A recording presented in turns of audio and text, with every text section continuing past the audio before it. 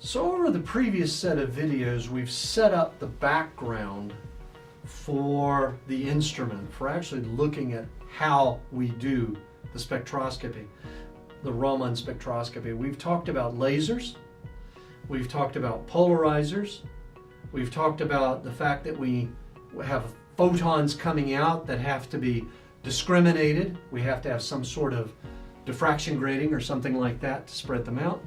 And the fact that we'll need a detector of some sort to pick these lights up. So let's now look at I'm just going to say a generic or general example of this. We'll see in more detail as you work with the different commercially available Raman spectrometers. There's a lot of ways to fold this beam around and get it to do what you want to do.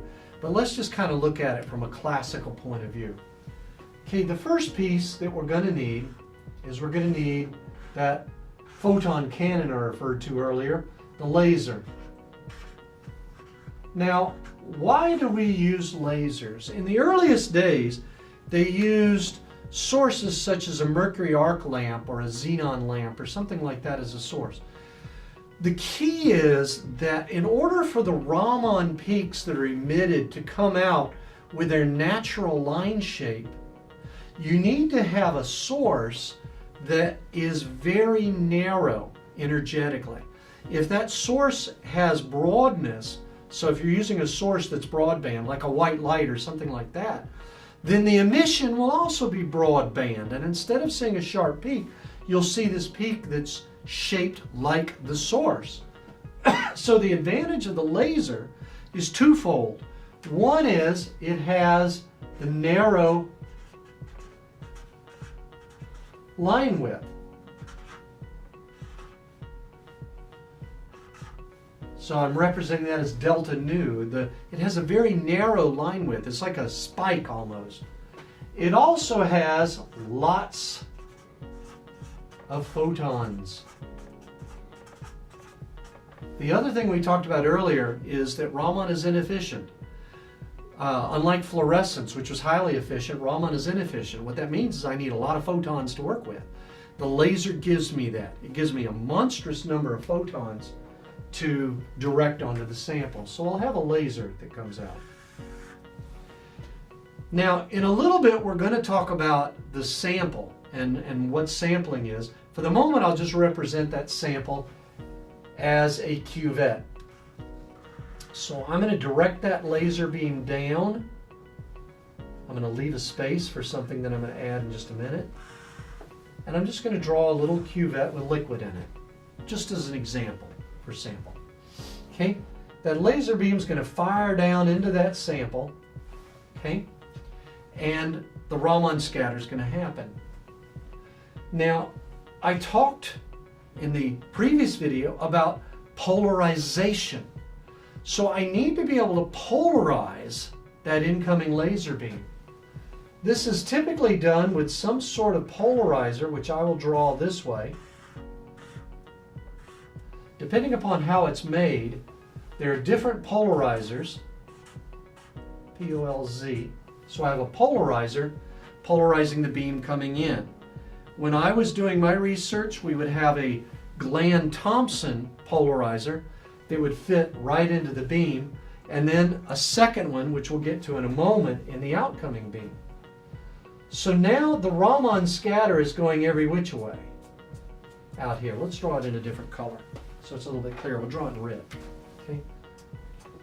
The blue represents the Rayleigh light, conveniently enough. So we have the Rayleigh light and we have the Raman light in red.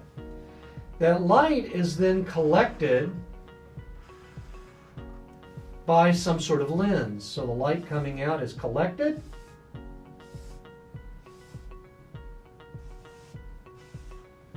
And then focused down onto the entrance slit of something we'll come to in a moment. I'm kind of running out of room there, so I'll move it down here.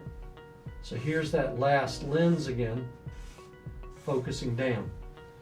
But before I do, I need two things in here. The first thing I'm going to need is an analyzer. So I have in here an analyzer, which is a second polarizing element, which allows me to go VV, VH, HV, HH, whichever way I want to. I can now control my polarization. The other thing that I'm going to put in there, and this is frequently put just right in front of the entrance slit of the spectrometer, is my filter.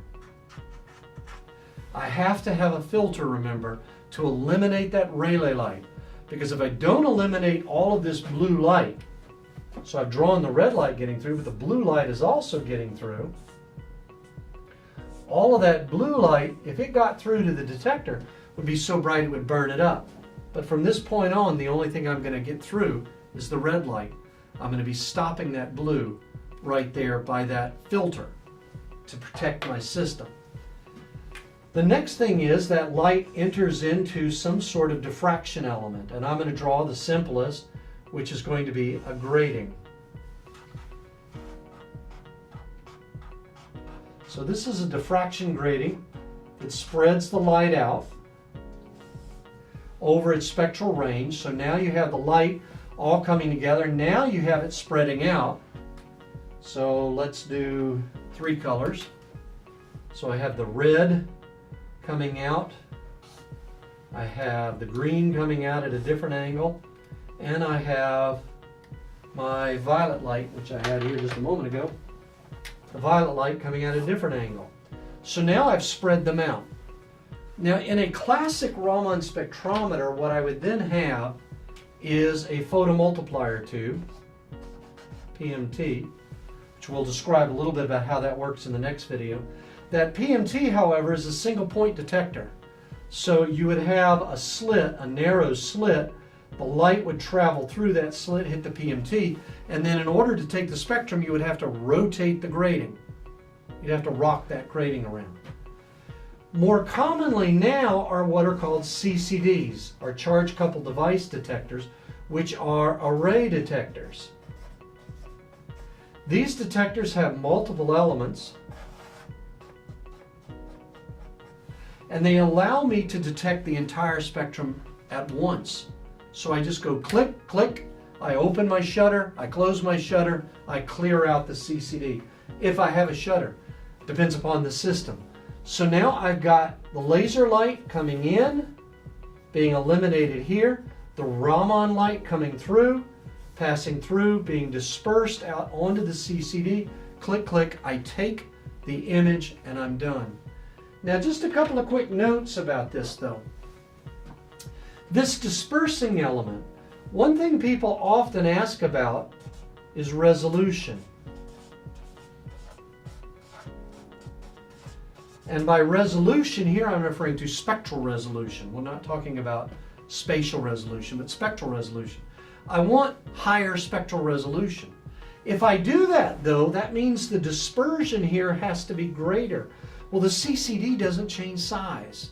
You don't get something for nothing again. At high resolution, the CCD is going to be overfilled. You're going to have that red, orange, yellow, green, blue, violet light is spread out like this, but the CCD is only this big. If you want to see the whole spectrum, you have to use low resolution so that the CCD sees the whole thing.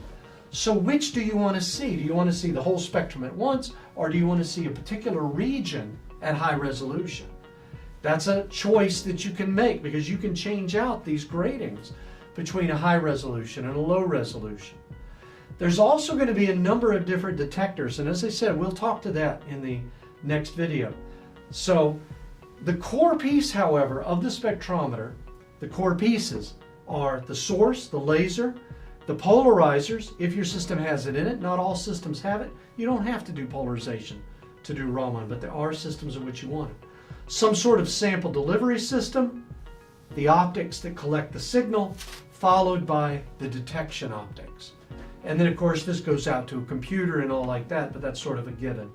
So in essence, that's the Raman spectrometer. You've just got a couple of pieces. In large part, back in the very first video in this sequence, I talked about how Raman has recently begun to explode. You're seeing it in all over, in different vendors, different trade shows, different uses of it, a lot of papers appearing. Part of that is because these components, in particular the gratings, the detectors, the lasers, have come way down in price and much smaller. So that now you can have compact units, such as the ones that Thermo Fisher Scientific sells as the portable or handheld devices.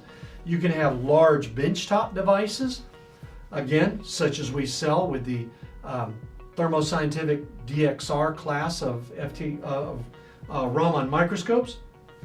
You have a range of different sizes, capabilities, polarization yes, polarization no, multiple lasers yes, multiple lasers no. There's all kinds of ways to configure this. And each one can solve a specific problem. And as I said, that's the reason you're seeing this emergence of a large number of systems. So now let's take a step back in the next video and look at the detectors, talk a little bit to that.